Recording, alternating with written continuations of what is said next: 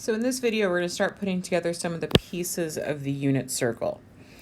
Now, the unit circle is a circle that has a radius of 1. So I'm going to go ahead and mark that radius in. So radius is 1. And we're going to talk about theta always with respect to the x-axis. So we're going to go ahead and mark theta here.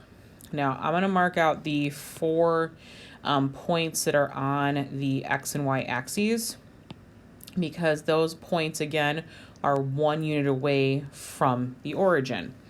So this is going to be 1, 0, 0, 1, negative 1, 0, and 0, negative 1.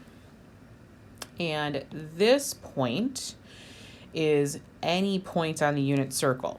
And so that point is the point x, y. Now, based off of this information, the sine of theta would be, well, let me give a little bit more information into this triangle. If this point is xy, then this edge is the x value, and this edge is the y value. So that's going to help me figure out sine, cosine, and tangent. So sine is opposite over hypotenuse, well, y over 1 is just y. And cosine is adjacent over hypotenuse, so x over 1, so cosine is just x. Tangent is opposite over adjacent, so y over x, so y over x, which gives us our first trig identity. The tangent of theta is equal to the sine of theta over cosine of theta. So remember, y was sine of theta, x here, the denominator, is cosine of theta, so that creates this fraction. So that is a huge trig identity. It is used a lot for various reasons, but it's important information. So that takes care of the initial piece of it. Now, Pythagorean theorem here, we've got a right triangle, right? There's a little right angle in here. So leg squared plus leg squared equals hypotenuse squared. Now, order won't particularly matter. So let's do y squared plus x squared equals 1, or 1 squared, okay? Well, y squared is sine theta. So that's going to be sine theta.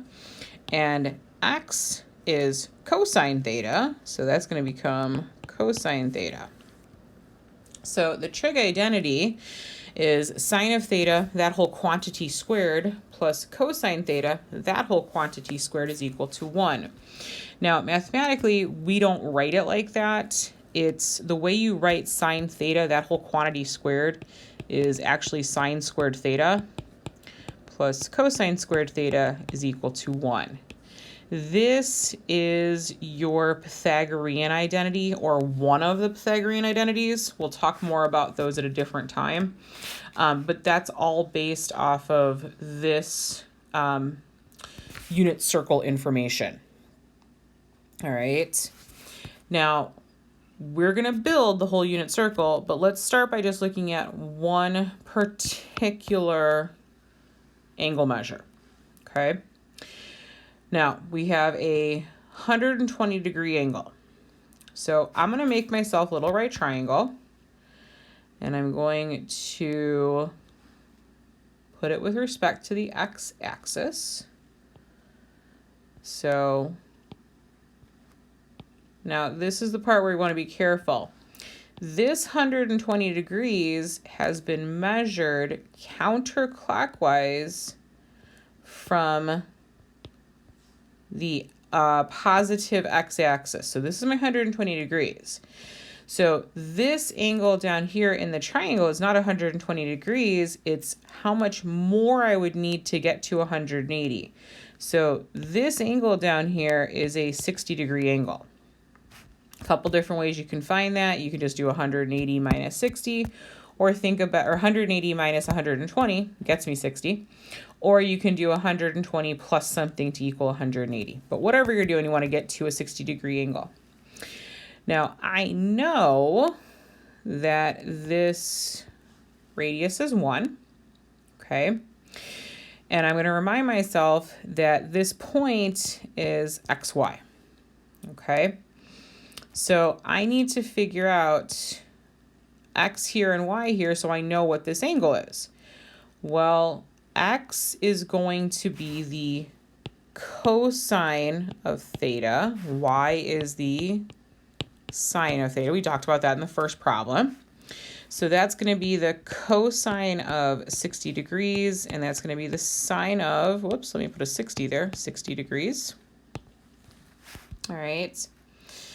Now, if you remember, we've talked about this little chart a couple of times. I'm going to go ahead and build it. It's been a little while since I've done it. I would highly recommend that you memorize this at some point. It is used a lot with these problems. 30, 45, and 60. In fact, it's going to be the basis of the entire unit circle. So make sure you know where these pieces are coming from. So the sine of 30 is 1/2. Cosine of 45, no, sine of 45 is root 2 over 2. Sine of 60 is root 3 over 2. Reverse the order. So cosine of 30 is root 3 over 2. Cosine of 45 is root 2 over 2. Cosine of 60 is 1/2. Tangent of 30 is root 3 over 3. Tangent of 45 is 1. And tangent of 60 is root 3. So let's see. Cosine of 60 here. Cosine of 60 is 1/2. However, I have pushed to the negative x values, so I want to make sure that's negative 1/2. And then sine of 60, so here's sine, here's 60. I'm positive in this case, this is going to be root 3 over 2. So this particular point on the unit circle would have an x coordinate of negative 1/2 and a y coordinate of root 3 over 2. And so that's what we're going to do, is we're going to use this information and this chart and some other pieces to put together the entire unit circle. I'm going to go ahead and pause the video here, or stop this video. Please let me know if you have any questions or